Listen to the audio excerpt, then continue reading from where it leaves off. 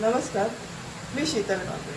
मी ठाणे जिल्ह्यातील बदलापूर शहरात राहते. एक गृहिणी आहे. पण बरेच वर्षांपासून एक इच्छा आहे की काहीतरी व्यवसाय सुरू करायचा. मी मांसाहारी जेवण छान बनवते, सगळेजण म्हणतात. म्हणूनच मी यातूनच काहीतरी वेगळेपण असं एक पायासूप सेंटर चालू केलेलं आहे. त्याचं नाव दिलं आहे स्वाद आपुलकीचा पायासूप सेंटर, चव आईच्या हातची.